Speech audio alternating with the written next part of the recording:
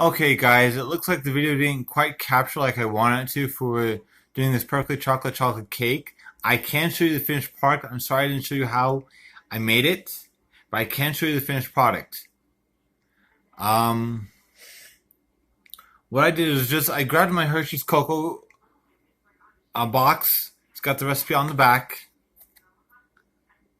for it, as well as the frosting to go with it. I just followed that recipe exactly to a T. Baked it for 33 and a half minutes at 355, not 355, 350 degrees. And tested them after that time. So I just barely pulled them out of my oven. And the toothpicks came out clean. I know you guys wanted to see me make this. And I enjoyed making this, but I wish the video had been caught. But like I said, I can show you what the finished product looks like. So here's what the cakes look like. So here's one round right there. And then here's my other round. And what I do is when I decorate my cakes, guys, I always like to put the smaller side of my cakes together. But before I put them together, I always put frosting in the middle. And one ingredient I like to use when I do my cakes is actually a special ingredient you can get in your grocery stores. It's a few bucks, but I don't know the exact price either. But this is what it is. It is called Molina Mexican Vanilla Blend. It is my personal favorite. It smells great. And it's one of the best things that I enjoy using. I don't like using the imitation vanilla that you can get in the stores. But if that's all you have, go ahead and use it. Do not go out and buy that brand unless you have it in your house to use.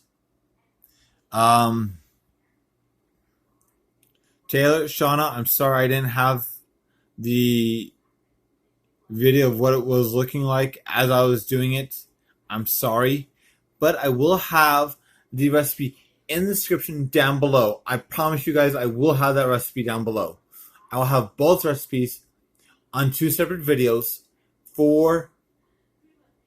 one for the cake and also one for the frosting, which I'm going to be doing here in just a little bit.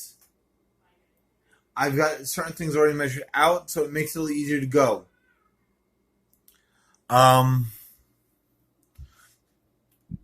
Excuse me. I do keep a copy of my recipe myself. Just right here. I always keep it in a notebook or some form of paper, so I always have it with me. I started off with little sheets of paper. They got lost so quickly and so fast.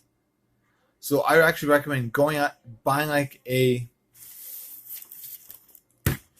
to your local like Staples, Office Max, Office Depot, or even at Walmart, buying a composite notebook. I know it's like, really? A composite notebook? Something I used to use in school? It actually works great. I only keep one recipe per page. Unless the recipe is long, I never go on to the other side.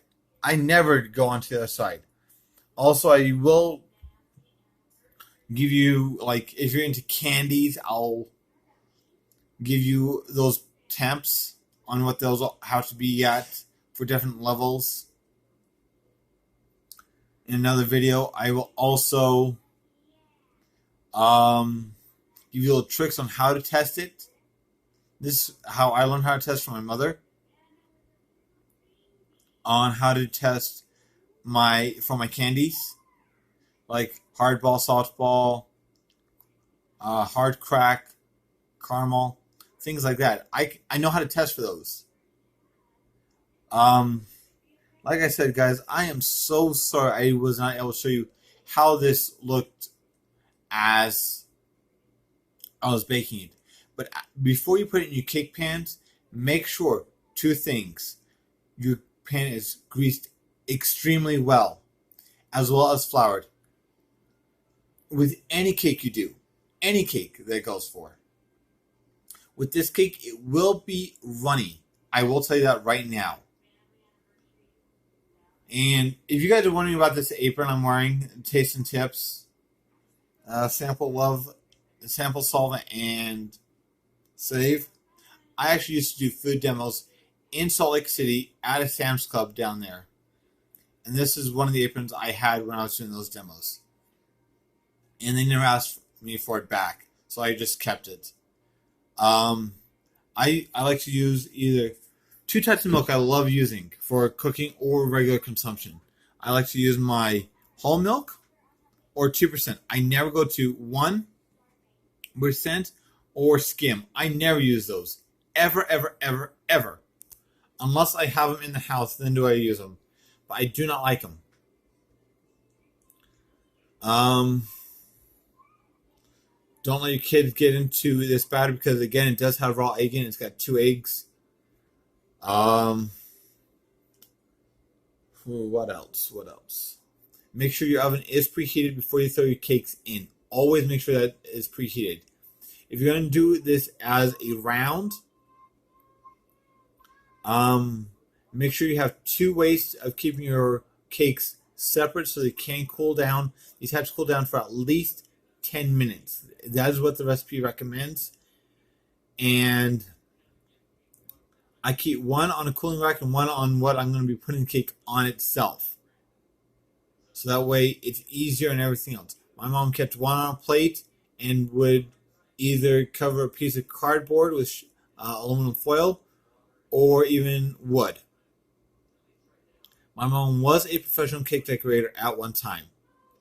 And my friends Taylor and Shauna, who have asked for this recipe, actually asked me to do it because they had it once made by my mother. Even though she wasn't the one that made it, I was the one that made it. They think my mother made it. No, it was me. I made it. Also, never leaving milk out. I'm being stupid right now. I forgot to put my milk away. Oh, and it's still cold. If you leave it out for too long, guys, as you know, it will go bad. I got to make sure I always put my milk away, or else that lovely lady right there will bite my head off. Hey. Okay, correction. I did put it away.